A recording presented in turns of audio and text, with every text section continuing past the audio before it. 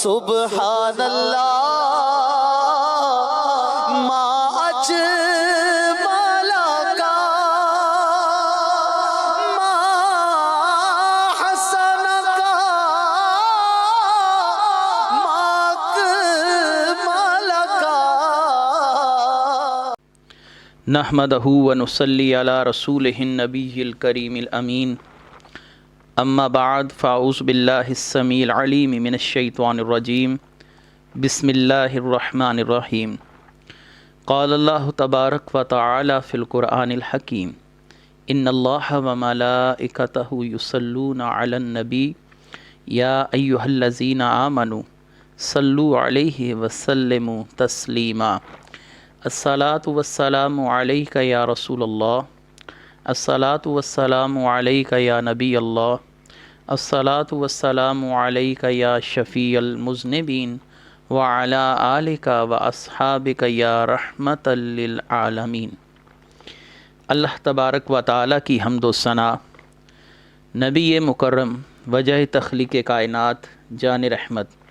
حضرت محمد مصطفیٰ صلی اللہ علیہ وآلہ وسلم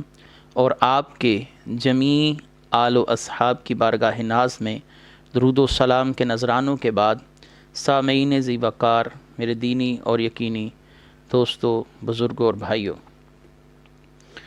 بفضلہ تعالی اللہ تبارک و تعالی کے انتہائی فضل و کرم کے ساتھ ہم اپنے سیرت رسول عربی صلی اللہ علیہ وسلم کے دروس کو تسلسل سے جاری رکھے ہوئے ہیں، اور آج اسی تسلسل کے ساتھ پھر آپ کی خدمت میں حاضر ہیں، اور آج نبی کریم صلی اللہ علیہ وآلہ وسلم کی سیرت کے اس باب پر مزید گفتگو کریں گے۔ اللہ تبارک و تعالی ہم سب کو حق کی پیروی کرنے کی توفیق مرحمت فرمائے۔ آج نبی کریم صلی اللہ علیہ وآلہ وسلم کی سیرت کے دروس کے سلسلے میں ہمارا 16واں درس ہے، جس میں ہم نبی کریم صلی اللہ علیہ وآلہ وسلم کی زوجہ سیدہ خدیجۃ الکبریٰ آپ کے کردار کے حوالے سے اور آپ پر لگائے گئے ایک الزام کے سلسلے میں، جو کہ مستشرقین کی طرف سے آپ کی ذات والا صفات پر وارد کیا گیا، اس کا جواب دیں گے، اور اس کے بعد نبی کریم صلی اللہ علیہ وآلہ وسلم کی ابتدائی ایام وحی، جب آپ صلی اللہ علیہ وآلہ وسلم کے لیے خلوت کو محبوب کر دیا گیا تھا، ان ایام پر گفتگو کریں گے۔ اللہ تبارک و تعالی ہم سب کو آپ صلی اللہ علیہ وآلہ وسلم کی محبت کا نور نصیب فرمائے۔ گزشتہ درس میں ہم نے یہ بات تفصیل کے ساتھ عرض کی تھی کہ نبی کریم صلی اللہ علیہ وآلہ وسلم کے دل میں سیدہ خدیجۃ الکبریٰ رضی اللہ تعالی عنہا کا کیا مقام و مرتبہ تھا، اور اس پر سیدہ عائشہ رضی اللہ تعالی عنہا کے حوالے سے کچھ احادیث مبارکہ بھی پیش کی گئی تھیں۔ آج اسی تسلسل کو آگے لیے چلیں گے، لیکن آج کی گفتگو کا بنیادی نقطہ مستشرقین کی طرف سے سیدہ خدیجۃ الکبریٰ رضی اللہ تعالی عنہا کی ذات والا صفات پر وہ اعتراض ہے، جو اعتراض عمومی طور پر مستشرقین اور بالخصوص مارگولوس، یہ مارگولوس ایک ایسا شخص تھا جس نے نبی کریم صلی اللہ علیہ وآلہ وسلم کی ذات والا صفات اور سیدہ خدیجۃ الکبریٰ کے حوالے سے ایک ایسا گمبھیر الزام عائد کیا جس پر گفتگو کیے بغیر میں آگے جانا مناسب نہیں سمجھتا۔ اس کا الزام یہ تھا کہ آپ صلی اللہ علیہ وآلہ وسلم اور سیدہ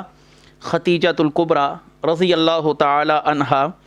آپ دونوں حضرات سونے سے پہلے ایک بت کی پرستش کرتے تھے جس کا نام عزیٰ تھا، اور اس نے یہ دلیل ہماری انتہائی معتبر کتاب اور انتہائی اہم کتاب مسند امام احمد بن حنبل کی ایک حدیث مبارکہ سے دی۔ میں وہ حدیث مبارکہ آپ کے سامنے پیش کرتا چلوں اور پھر اس کا جواب عرض کر اپنے درس کو آگے لیے چلوں گا۔ حدیث مبارکہ یوں ہے، مسند امام احمد بن حنبل کی حدیث ہے، اور مارگولوس کا جو استدلال ہے وہ بھی میں آپ کے سامنے اس کے آخری الفاظ سے عرض کرتا چلوں گا۔ قال عروۃ حدثنی جار لخدیجۃ بنت خویلد انہ سمع النبی صلی اللہ علیہ وسلم وهو يقول لخدیجۃ ای خدیجۃ واللہ لعبد اللات والعزى واللہ لعبد عبدا قال فتقول خدیجۃ خل اللات خل العزى قال كانت صنمهم التي كانوا يعبدون ثم يضطجعون او کما قال۔ عروہ کہتے ہیں کہ مجھ سے حضرت خدیجہ بنت خویلد کی ایک ہمسایہ نے بیان کیا کہ میں نے نبی کریم صلی اللہ علیہ وسلم کو حضرت خدیجہ سے یہ فرماتے سنا، اے خدیجہ باخدا میں لات و عزیٰ کی کبھی پرستش نہ کروں گا، باخدا میں ان کی ہرگز پرستش نہ کروں گا۔ سیدہ خدیجہ رضی اللہ تعالی عنہا فرماتی ہیں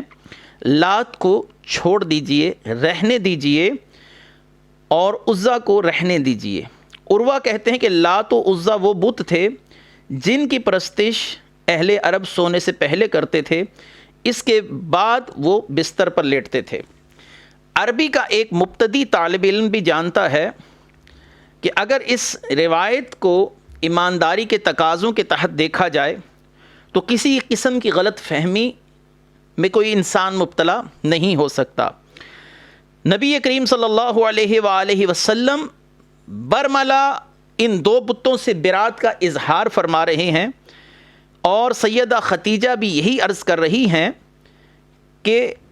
آپ ان بتوں کو چھوڑ دیجئے، خل اللات خل العزیٰ، آپ ان دونوں بتوں سے چھوڑ دیجئے، ان کو چھوڑ دیجئے، ان سے آپ کا کوئی تعلق نہیں ہے۔ اس کے برعکس مارگولوس نے اس حدیث سے یہ استدلال فرمایا، نعوذ باللہ کہ نبی کریم صلی اللہ علیہ وآلہ وسلم لات و عزیٰ کی پرستش کرتے تھے۔ عروہ کے آخری جملوں میں یہ جو بات کہی گئی کہ یہ دستور تھا کہ وہ سونے سے پہلے ان دو بتوں کی پوجا پاٹ کیا کرتے تھے، تو اس میں کسی قسم کا ابہام نہیں ہے، کیونکہ عروہ کے الفاظ کو دوبارہ ذرا سماعت کیجئے، کانت صنمهم التی کانوا یعبدون، تو یہاں پر کانو جمع کا صیغہ ہے جس کا اطلاق تین یا تین سے زیادہ افراد پر کیا جاتا ہے، جس سے صاف معلوم ہو رہا ہے کہ اس کانو کا فاعل اہل عرب تھے، یعنی عروہ نے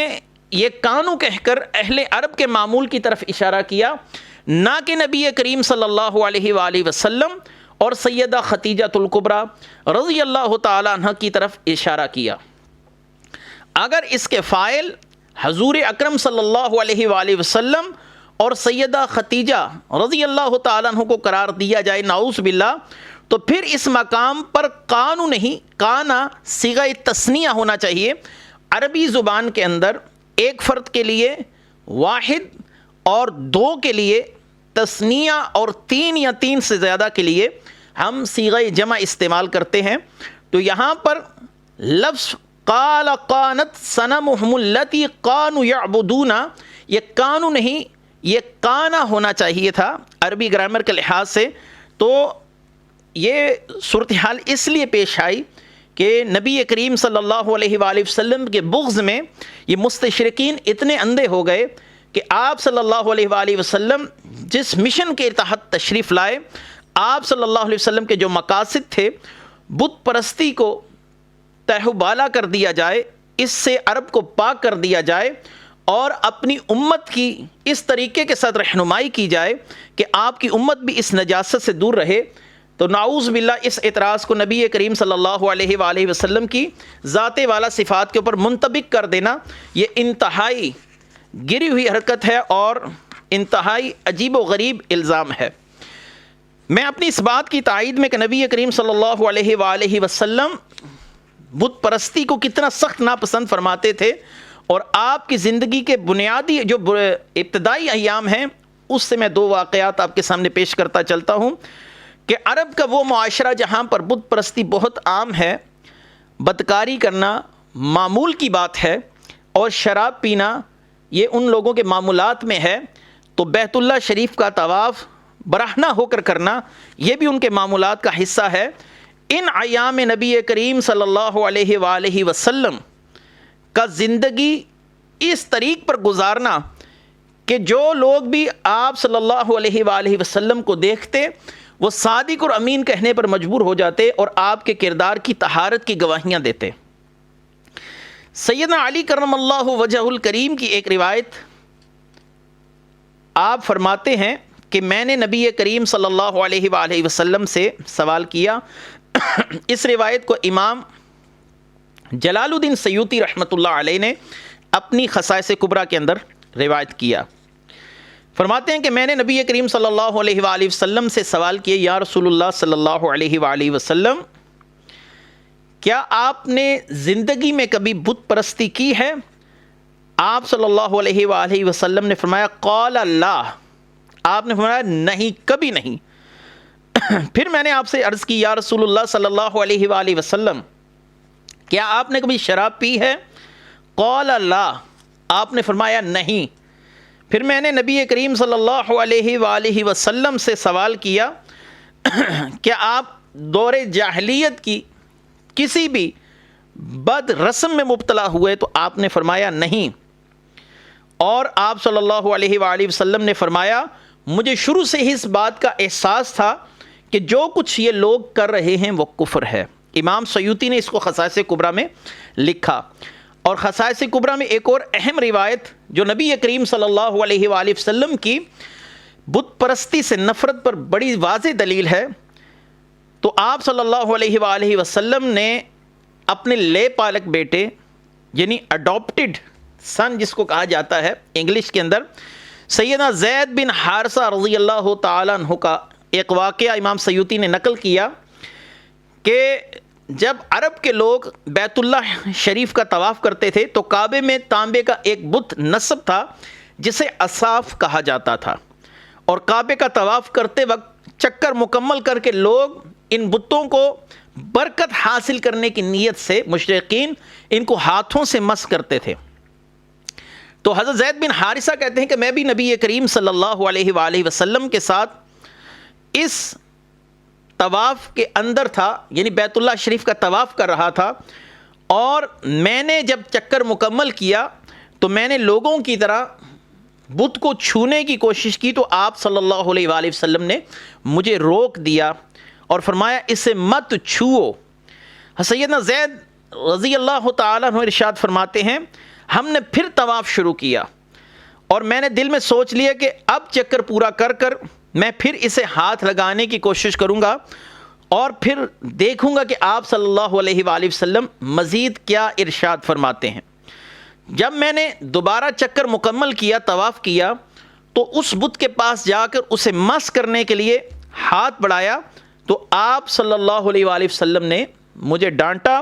اور فرمایا، کیا میں نے تمہیں اس عمل سے باز نہیں کیا؟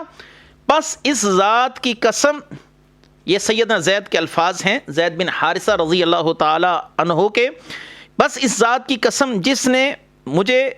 نبی کریم صلی اللہ علیہ وسلم کو عزت و کرامت اور قرآن پاک کی دولت عطا کی، پھر میں نے ان بتوں کو کبھی نہیں چھوا یہاں تک کہ آپ صلی اللہ علیہ وآلہ وسلم پر وحی کا نزول ہوا۔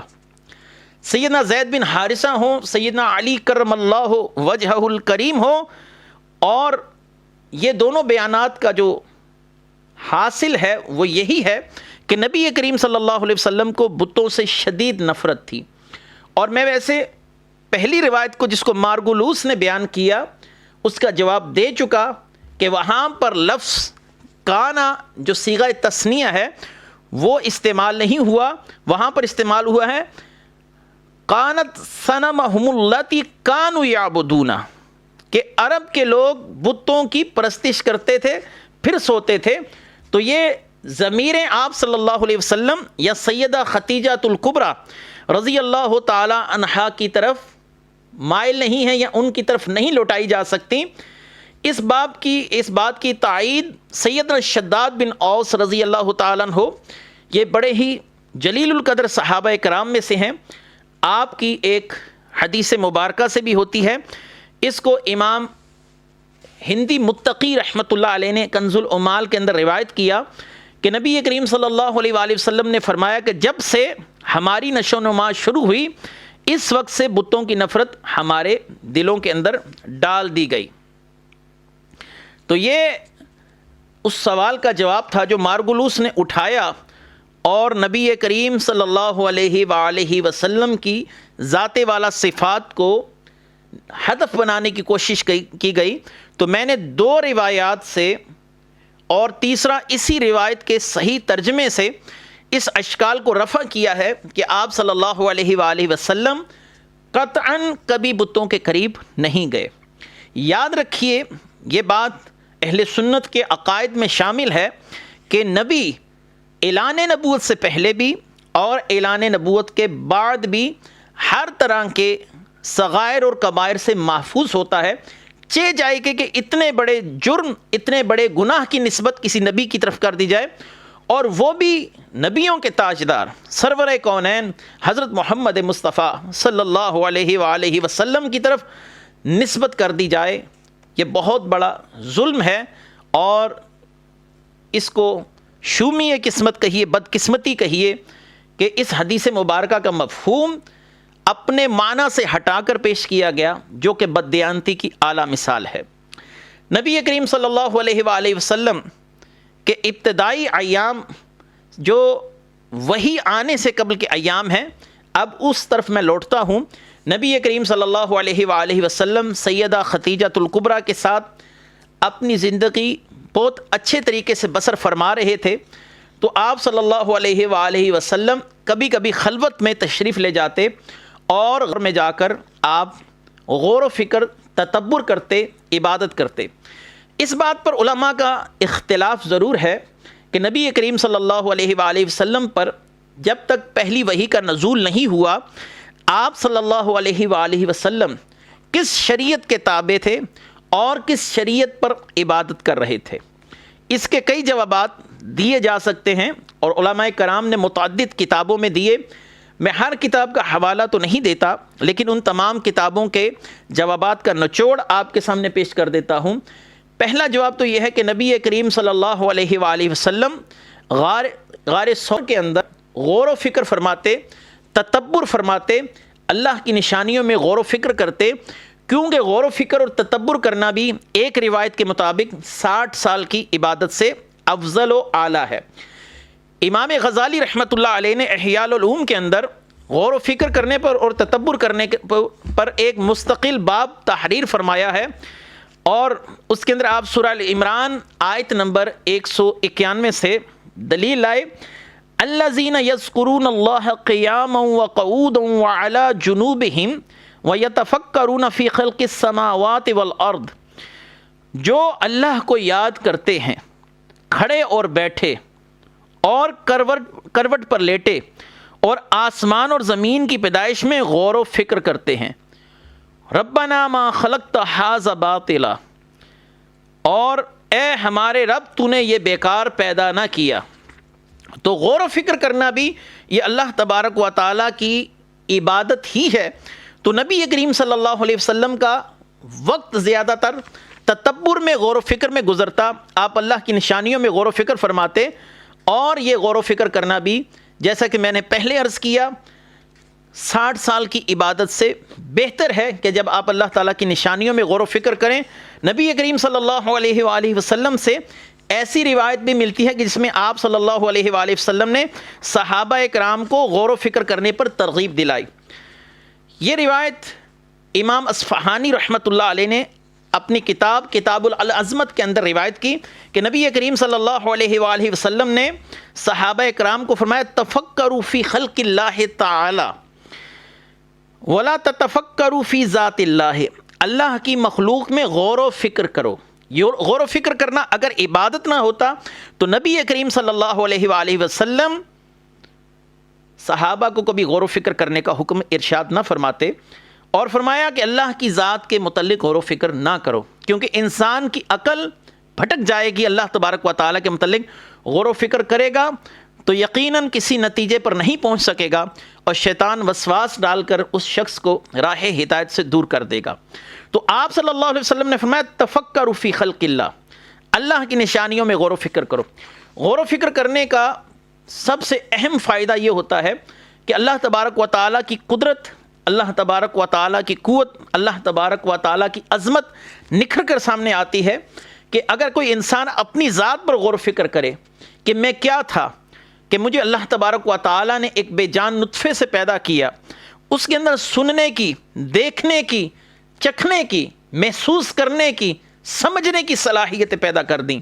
وہ رب کریم کتنی قدرت والا ہے کہ جس نے مجھے ماں کے بطن کے اندر بھی رزق پہنچایا، اور وہ ذات کتنی عظمتوں والی ذات ہے کہ جس نے ہمیں کسی اجر کے بغیر ہی اتنے انعامات سے نوازا، ہم سانس لے رہے ہیں اور آزادانہ سانس لے رہے ہیں۔ پانی جیسی نعمت ہے جس سے انسان اپنی پیاس بجھا رہا ہے، اور ایک ہی پانی ہے جو آسمانوں سے برستا ہے، ایک ہی زمین ہے، لیکن اللہ تبارک و تعالیٰ کا یہ فضل و کرم ہے کہ ہر پھل کا ذائقہ اللہ تبارک و تعالیٰ نے تبدیل رکھا ہے دوسرے پھل کی نسبت، ہر پھل کی رنگت دوسرے پھل کی نسبت تبدیل ہے، ہر پھل کا ذائقہ تبدیل ہے، اور ہر پھل کا حجم ایک دوسرے پھل کی نسبت تبدیل ہے، وغیرہ وغیرہ۔ اپنی ذات پر غور کرے، زمین و آسمان پر غور کرے، پھلوں پر غور کرے، ہر چیز پر جب غور کرے گا تو منتہی اسی مقام پر جا کر ہوگا کہ میں اس رب کریم کا ماننے والا ہوں، جو رب کریم اتنی قدرتوں والا ہے، اتنی طاقت رکھنے والا ہے کہ جس نے یہ معاملات انسان کے ساتھ رکھے ہیں۔ تو یہ غور و فکر کرنا، اس پر تو تصوف کے اندر مستقل ابواب موجود ہیں، تصوف کی کتابوں میں احیاء العلوم میرے سامنے موجود تھی، میں نے اس میں سے بنیادی طور پر آپ کو بتایا کہ غور و فکر کرنا بھی، تدبر کرنا بھی، ایک مقام پر اللہ تعالیٰ نے فرمایا افلا یتدبرون القرآن، یہ لوگ قرآن کے اندر غور کیوں نہیں کرتے، کیا ان کے دلوں پر تالے لگے ہوئے ہیں؟ تو غور و فکر کرنا یہ بھی اللہ تبارک و تعالیٰ کی عبادات میں سے ہے۔ آپ صلی اللہ علیہ وسلم غور و فکر فرماتے تھے، اور دوسری جو تفسیر ہے وہ یہ ہے کہ آپ صلی اللہ علیہ وآلہ وسلم شریعت ابراہیمی یا شریعت عیسوی پر اللہ تبارک و تعالیٰ کی عبادت کرتے تھے۔ یہ علماء کی ایک رائے ہے، لیکن راجح قول یہ ہے، جو صحیح قول ہے، کہ نبی کریم صلی اللہ علیہ وآلہ وسلم اپنی ہی شریعت کے مطابق اللہ تبارک و تعالیٰ کی عبادت کر رہے تھے۔ نبی کریم صلی اللہ علیہ وآلہ وسلم خود صاحب شریعت تھے، آپ صلی اللہ علیہ وآلہ وسلم عالم ارواح سے نبی تھے، اور آپ صلی اللہ علیہ وآلہ وسلم زندگی کے پہلے 40 سال بھی نبی ہی رہے، لیکن اللہ تبارک و تعالیٰ نے آپ کو اعلان کرنے کی جب تک اجازت مرحمت نہیں فرمائی، آپ نے اعلان نہیں کیا۔ یہاں پر ایک اہم مسئلے کی طرف آپ کی توجہ دلاتا چلوں کہ اگر کوئی شخص یہ عقیدہ رکھے کہ اللہ تبارک و تعالیٰ نے کسی نبی کو نبوت سے نواز کر وہ نبوت اس سے واپس سلب کر لی، اور نبوت سلب ہونے کا قول کرے، تو ایسا شخص دائرہ اسلام سے خارج ہے، کافر ہے۔ کتب عقائد کے اندر اس کی واضح طور پر تصریحات موجود ہیں کہ ایسا شخص دائرہ اسلام سے خارج ہو جائے گا۔ جب آپ صلی اللہ علیہ وآلہ وسلم عالم ارواح ہی سے نبی ہیں، اور آپ صلی اللہ علیہ وآلہ وسلم کی نبوت کسی صورت آپ سے سلب نہیں کی گئی، آپ سے کبھی جدا نہیں ہوئی، تو پھر اس کا مطلب یہ ہے کہ آپ صلی اللہ علیہ وسلم پہلے 40 سال بھی نبی ہی تھے، اور آپ صلی اللہ علیہ وآلہ وسلم پر اگرچہ وحی جلی کا نزول نہیں ہو رہا تھا، لیکن آپ صلی اللہ علیہ وسلم پر وحی خفی کا نزول یقیناً ہو رہا تھا۔ اس کی میں مثال آپ کو قرآن کریم سے بھی دے سکتا ہوں کہ سیدنا موسیٰ علیہ السلام، آپ کو اللہ تبارک و تعالیٰ نے اپنی والدہ کے علاوہ دوسری کسی عورت کا دودھ پینے سے منع فرما دیا، یعنی ہم نے موسیٰ پر حرام کر دیا تھا کہ وہ اپنی والدہ کے علاوہ کسی کا دودھ پئیں۔ تو اس کا مطلب یہ کہ اللہ تبارک و تعالیٰ کی طرف سے انبیاء علیہم السلام کے اعلان نبوت سے پہلے بھی ان پر احکامات کا نزول ہو رہا ہوتا ہے، اور وہ انبیاء علیہم السلام ان ادوار میں بھی اللہ تبارک و تعالیٰ کے احکامات کی پابندی کر رہے ہوتے ہیں۔ تو نبی کریم صلی اللہ علیہ وآلہ وسلم اپنی ہی شریعت کے مطابق اللہ تبارک و تعالیٰ کی عبادت کر رہے تھے۔ یہ قول راجح ہے، اور اگر یہ کہا جائے کہ آپ دوسرے انبیاء علیہم السلام کی شریعتوں کے مطابق غار ثور میں یا تنہائیوں میں عبادت کرتے تھے، تو تب بھی یہ ہمارے قول کے خلاف نہیں، کیونکہ ان انبیاء علیہم السلام کی ارواح کی تربیت نبی کریم صلی اللہ علیہ وآلہ وسلم نے عالم ارواح میں فرمائی تھی۔ آپ جمیع انبیاء کے امام ہیں، لہٰذا ان کی شریعتیں بھی آپ صلی اللہ علیہ وسلم ہی کی شریعت کا ایک حصہ سمجھی جائیں گی۔ اور آپ صلی اللہ علیہ وسلم کی شریعت نے ان شریعتوں کو منسوخ کر دیا۔ شیخ اکبر محی الدین ابن عربی رحمۃ اللہ علیہ اس بات پر بڑی واضح قسم کی تصریح فرماتے ہیں۔ آپ فرماتے ہیں فتوحات مکیہ کے اندر کہ نبی کریم صلی اللہ علیہ وآلہ وسلم سے پہلے آنے والے جمیع انبیاء علیہم السلام کی شریعتیں بھی آپ صلی اللہ علیہ وآلہ وسلم ہی کی شریعت تھیں، اور جب آپ صلی اللہ علیہ وسلم کی شریعت آئی تو آپ کی شریعت ان شریعتوں کو منسوخ کر دیا۔ اب سوال یہ ہوا کہ جب وہ شریعت ہی آپ کی اپنی شریعتیں تھیں تو پھر آپ کی شریعت نے اس کو منسوخ کیسے کر دیا؟ تو شیخ اکبر محی الدین ابن عربی رضی اللہ تعالیٰ عنہ بڑا خوبصورت جواب مرحمت فرماتے ہیں۔ آپ فرماتے ہیں کہ جیسے قرآن کی آیت کو منسوخ کر دیتی ہے، ایسے ہی رسول اللہ صلی اللہ علیہ وسلم کی شریعت نے ان شریعت کو منسوخ کر دیا۔ تو یہ سمجھنے والوں کے لیے بڑی آسان مثال آپ نے دی۔ اللہ تبارک و تعالیٰ ان اکابرین کی قبروں پر کروڑہا رحمتوں کا نزول فرمائے۔ بہرکیف نبی کریم صلی اللہ علیہ وآلہ وسلم غار ثور تشریف لے جاتے، سیدہ خدیجہ الکبریٰ رضی اللہ تعالی عنہا آپ صلی اللہ علیہ وسلم کے ساتھ چند روز کا کھانا تیار کر کر باندھ دیتی۔ آپ اس مقدس غار میں آ کر موتقف ہو جاتے اور کئی روز تک واپس نہ جاتے، خلوت میں رہتے۔ یہ خلوت آپ صلی اللہ علیہ وآلہ وسلم کو محبوب کر دی گئی۔ یہ خلوت کی بحث بھی میں آپ کے سامنے کرتا چلوں۔ کتب تصوف کے اندر خلوت نشینی کے جو فوائد بیان کیے گئے ان پر بھی میں تھوڑی سی روشنی ڈالتا ہوا آگے چلوں کہ رسول اللہ صلی اللہ علیہ وآلہ وسلم تو خلوت میں تشریف لے جاتے ہی تھے، لیکن قرآن کریم اور تصریحات اکابرین امت مسلمہ کی اگر بات آپ دیکھیں تو ان تمام نے بھی تصریحات کر رکھی ہیں کہ خلوت نشینی کے بعد اللہ تبارک و تعالیٰ کے انعامات کا سلسلہ انسان پر جاری و ساری ہو جاتا ہے۔ میں اس کی مثال آپ کو سورہ الاعراف آیت نمبر 142 سے دیتا چلوں کہ سیدنا موسیٰ علیہ السلام کو کوہ طور پر اللہ تعالیٰ نے اپنی ہم کلامی کے ساتھ نوازنے کے لیے 40 راتیں یکسوئی اور خلوت کے لیے آپ کو حکم دے دیا گیا۔ آپ یکسوئی سے اپنی عبادت ذکر و فکر میں منہمک رہتے۔ ارشاد باری تعالیٰ ہے وَوَعَدْنَا مُوسَىٰ 30 لَيْلَةً وَأَتْمَمْنَاهَا بِعَشْرٍ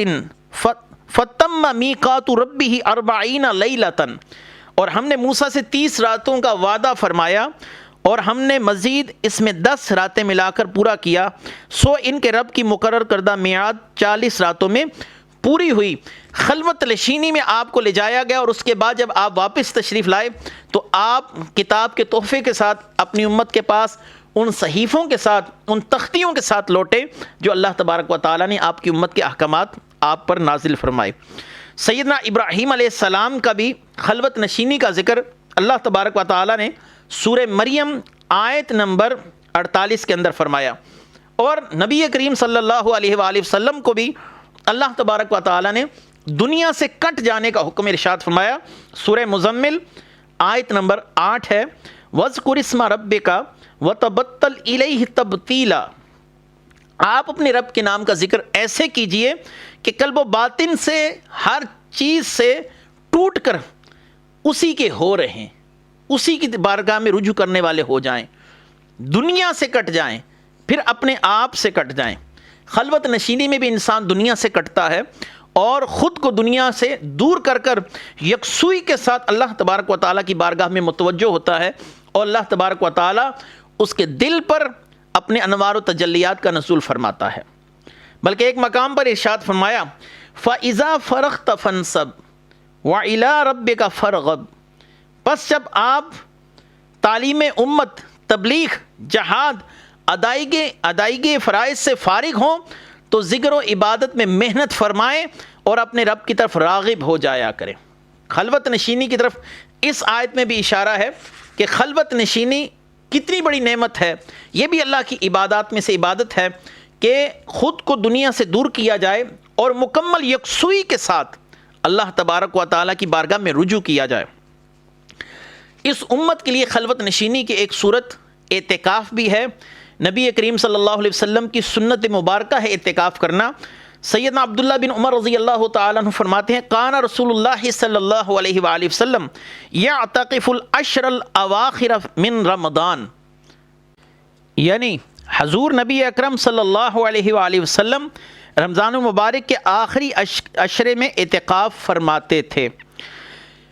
یہ صحیح بخاری کی حدیث ہے۔ یہاں پر ایک سوال ذہنوں میں ضرور آ سکتا ہے کہ خود نبی کریم صلی اللہ علیہ وسلم نے فرمایا لا رحبانیت فی الاسلام، اسلام میں رحبانیت نہیں ہے۔ عیسائی دنیا سے منقطع ہو کر رحبانیت اختیار کرتے تھے، جبکہ اسلام رحبانیت کو کبھی بھی پرموٹ نہیں کرتا، رحبانیت کو پسند نہیں کرتا۔ اور خلوت نشینی اور رحبانیت میں پھر فرق کیا ہے؟ یہ ایک سوال یقیناً اس مقام پر کھڑا ہو سکتا ہے۔ یاد رکھیے کہ رحبانیت کے اندر کلیتاً دنیا سے منقطع ہو جانا، فرائض و واجبات کو چھوڑ دینا، جبکہ خلوت نشینی کے اندر چند مخصوص ایام یا متعین وقت کے لیے جدا ہونا، لیکن اس کے ساتھ ساتھ اپنے دیگر معاملات کو بھی لے کر چلنا شامل ہے۔ خلوت نشینی اور رحبانیت کے اندر ایک فرق جو میں نے آپ کو بیان کر دیا، اس کی اگر تفصیلات میں غور و فکر فرمائیں گے تو آپ کو واضح فرق نظر آ جائے گا کہ خلوت نشینی چند مخصوص ایام پر محیط ہے، جبکہ رحبانیت کا تعلق مستقلاً بنیادوں پر ہے کہ وہ مستقل طور پر کسی سے شادی نہیں کرتے تھے، خود پر کھانے پینے کی پابندیاں عائد کرتے تھے اور خود پر پہننے کی پابندیاں عائد کر لیتے تھے کہ ہم یہ چیز پہنیں گے اور یہ نہیں پہن سکتے وغیرہ وغیرہ۔ لیکن خلوت نشینی کے اندر آپ صلی اللہ علیہ وآلہ وسلم نے انتہا پسندی کو ناپسند فرمایا کہ رسول اللہ صلی اللہ علیہ وآلہ وسلم کے دور میں کچھ لوگ ایسے تھے جنہوں نے خود کو سب لوگوں سے کاٹ کر ایک الگ حصے میں کر لیا اور لوگوں کے ساتھ گفتگو شنید کرنا تک چھوڑ دیا۔ ایک دفعہ نبی کریم صلی اللہ علیہ وسلم کا گزر ان خلوت نشینوں کے پاس سے ہوا تو آپ نے انہیں سلام کیا، انہوں نے آپ صلی اللہ علیہ وسلم کے سوال کا جواب نہ دیا۔ آپ صلی اللہ علیہ وآلہ وسلم نے ارشاد فرمایا حلق المتعمقون، کہ تعمق یعنی کسی چیز کے اندر تہ تک جانے والے، یعنی کسی چیز کے اندر انتہا پسندی کرنے والے لوگ ہلاک ہو گئے۔ اس حدیث مبارکہ سے یہ مفہوم اخذ ہوا کہ گوشہ نشینے میں اس حد تک غلو کرنا یا اس حد تک تجاوز کرنا کہ کسی کے سلام کا جواب تک نہ دیا جائے، یہ درست نہیں۔ گوشہ نشینی کا اصل مقصد دنیا سے بے رغبتی ہے، اپنے برے خصائل اور اپنے بری عادات و اطوار پر غور و فکر کر کر ایسے کردار سے آزادی حاصل کرنا ہے، تزکیہ نفس ہے، آخرت کی تیاری ہے، احوال کی درستگی ہے، قرب الہی کا حصول ہے، عبادت ہے، ذکر و فکر میں مشغولیت ہے۔ لہذا جو لوگ اپنے دل کے اندر دنیا کی محبت کو پائیں ان کے لیے لازم ہے کہ کچھ دن خلوت نشینی میں گزاریں تاکہ ان کے نفوس کو تنہائی میں دنیا سے بے رغبتی کے ساتھ وقت گزارنے کی عادت پڑ جائے۔ علماء کرام نے خلوت نشینی کے فوائد بیان کیے۔ یہ فوائد یقیناً انبیاء علیہم السلام کے لیے نہیں، وہ تو نفس مطمئنہ پر فائز ہوتے ہیں، بلکہ ان کی صحبت میں بیٹھنے والوں کو بھی اللہ تبارک و تعالیٰ اپنی رضا کی سند عطا فرماتا ہے۔ لیکن امت کے لیے جو خلوت نشینی کا فوائد ہیں، میں ان فوائد پر گفتگو کرتا چلوں۔ پہلا فائدہ، انسان کو غور و فکر کرنے کا موقع ملتا ہے، اور غور و فکر تدبر کرنا بھی اللہ کی عبادات سے ہے، جیسا کہ میں پہلے عرض کر چکا۔ دوسرا، اس کو گناہوں سے اجتناب کرنے کا موقع ملتا ہے۔ ظاہری بات ہے کہ تنہائی کی وجہ سے آدمی بہت سے گناہوں سے محفوظ رہتا ہے۔ ظاہری بات ہے جب وہ لوگوں کے ساتھ ملے گا، لوگوں کے ساتھ مجالست اختیار کرے گا، تو وہ غیبت، امر بالمعروف و نہی عن المنکر سے اعراض کر سکتا ہے، ریاکاری کے اندر مبتلا ہو سکتا ہے، لہٰذا ان گناہوں سے اجتناب بھی کرے گا، اور اس کے بعد فتنوں سے اور جھگڑوں سے اس کی حفاظت رہے گی۔ نبی کریم صلی اللہ علیہ وآلہ وسلم نے ارشاد فرمایا، یہ جو تیسری میں آپ کے سامنے شک بیان کر رہا ہوں، اس کی تائید میں ایک حدیث مبارکہ سے آپ کے سامنے پیش کرتا چلوں، جس کو امام منذری رحمۃ اللہ علیہ نے الترغیب و ترہیب کے اندر روایت کیا۔ ان قریب لوگوں پر ایک ایسا زمانہ آئے گا کہ کسی دیندار کا دین محفوظ نہ ہوگا، البتہ وہ شخص جو اپنے دین کے ساتھ ایک پہاڑ سے دوسرے پہاڑ پر اور ایک سوراخ سے دوسرے سوراخ میں جائے۔ عرض کیا گیا یا رسول اللہ صلی اللہ علیہ وسلم ایسا کب ہوگا؟ یہ صحابہ نے آپ سے سوال کیا، آپ نے ارشاد فرمایا جس وقت معیشت کا حصول اللہ تعالیٰ کی نافرمانی کے بغیر نہ ہو سکے گا، انہوں نے عرض کیا یا رسول اللہ صلی اللہ علیہ وآلہ وسلم یہ کس طرح ہوگا؟ آپ نے فرمایا جب ایسا زمانہ آئے گا تو آدمی کی ہلاکت اس کے والدین کے ہاتھوں ہوگی، اگر اس کے ماں باپ نہیں ہوں گے تو بیوی کے ہاتھوں اس کی ہلاکت و تباہی ہوگی، اگر یہ بھی نہ ہوگا تو رشتہ داروں اور پڑوسیوں کے ہاتھوں اس کی ہلاکت ہوگی۔ انہوں نے عرض کی یا رسول اللہ صلی اللہ علیہ وسلم یہ کیسے ہوگا کہ انسان کی ہلاکت اس کے والدین کے ہاتھوں ہو، اس کی بیوی کے ہاتھوں ہو، اس کے عزیز و اقربا اور پڑوسیوں کے ہاتھوں اس کی ہلاکت ہو؟ تو نبی کریم صلی اللہ علیہ وآلہ وسلم نے فرمایا وہ اس شخص کو تنگ دستی کا طعنہ دیں گے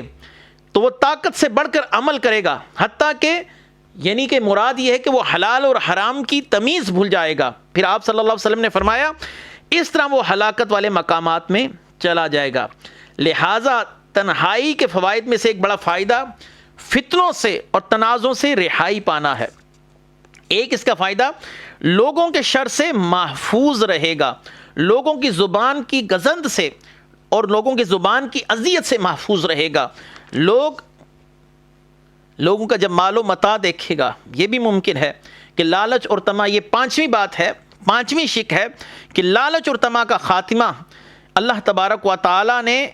قرآن کریم فرقان حمید سورہ طٰہٰ آیت نمبر 131 کے اندر فرمایا، اور آپ دنیاوی زندگی میں زیب و آرائش کی ان چیزوں کی طرف حیرت اور تعجب کی نگاہ نہ فرمائیں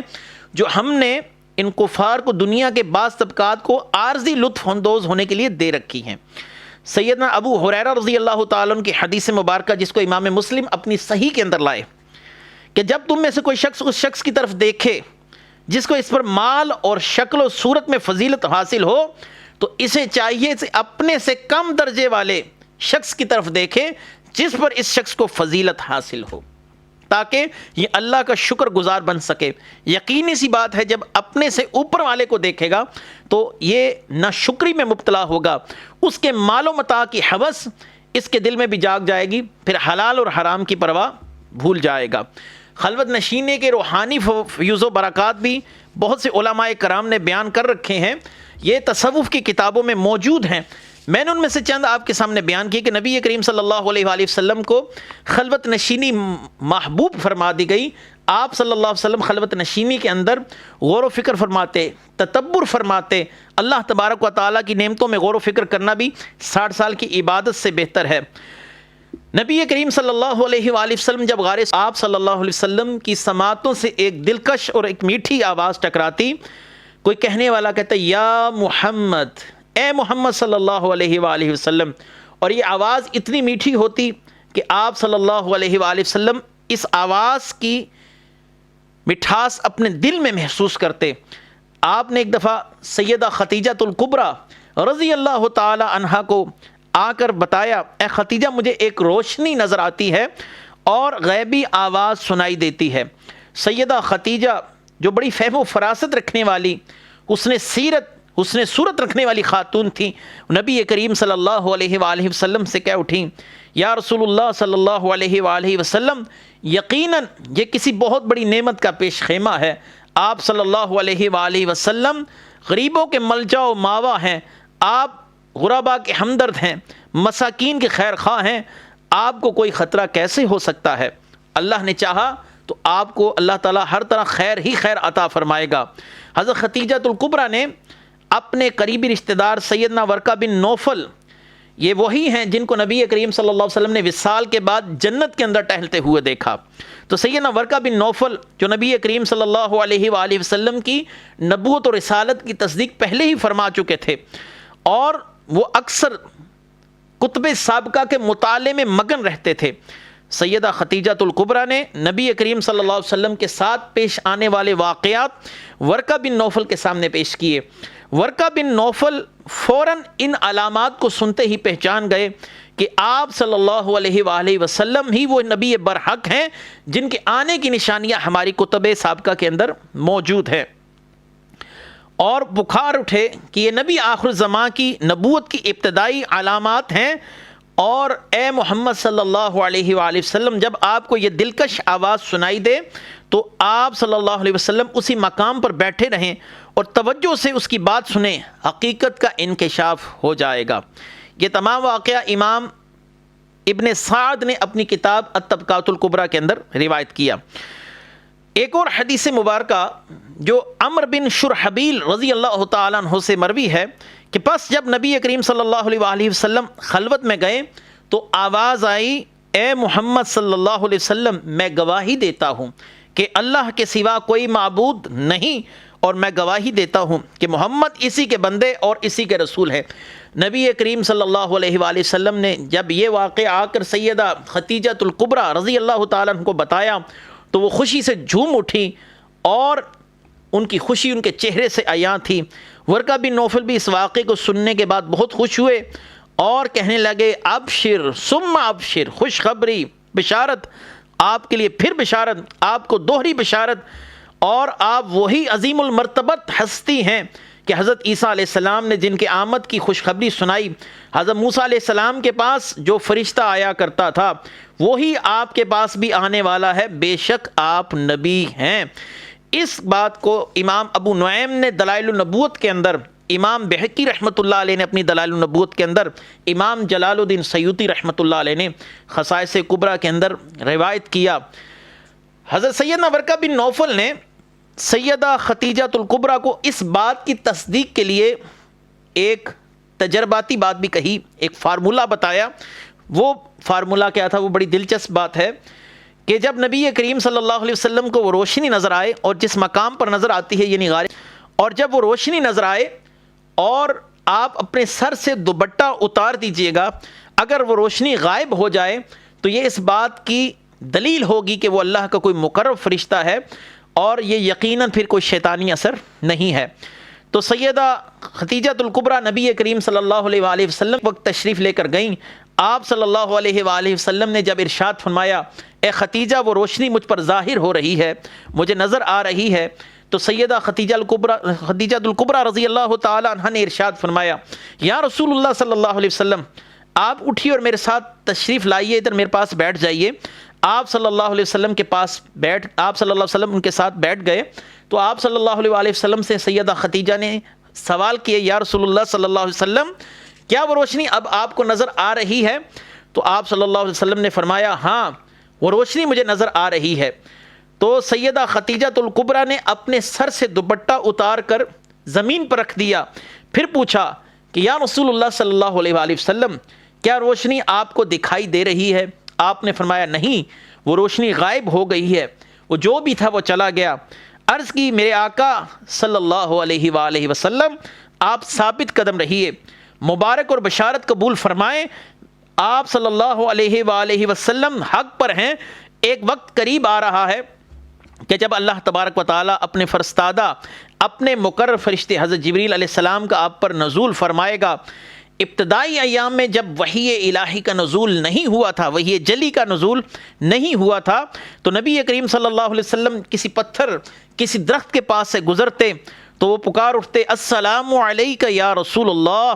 السلام علیک یا رسول اللہ۔ نبی کریم صلی اللہ علیہ وآلہ وسلم جب دائیں بائیں دیکھتے تو آپ کو درختوں اور ارد گرد پتھروں کے علاوہ کچھ اور نظر نہ آتا۔ یہ نبوت کے ابتدائی، اعلان نبوت کے ابتدائی ایام کی بات ہے۔ اس کے بعد آپ صلی اللہ علیہ وسلم پر پہلی وحی کا نزول ہوا۔ انشاءاللہ العزیز ہم اپنے اگلے درس میں آپ کے سامنے تفصیل کے ساتھ پیش کریں گے اس وحی کی کیفیات کیا تھی۔ علماء کرام نے حضرت جبریل علیہ السلام کی وہ جو ملاقات تھی اس کے تناظر میں کون کون سی حکمتوں سے پردے اٹھائے ہیں۔ اللہ تبارک و تعالی ہمیں نبی کریم صلی اللہ علیہ وسلم کی شان مبارکہ کما حق کو بیان کرنے کی توفیق عطا فرمائے۔ وآخر دعوانا ان الحمد للہ رب العالمین۔ سبحان اللہ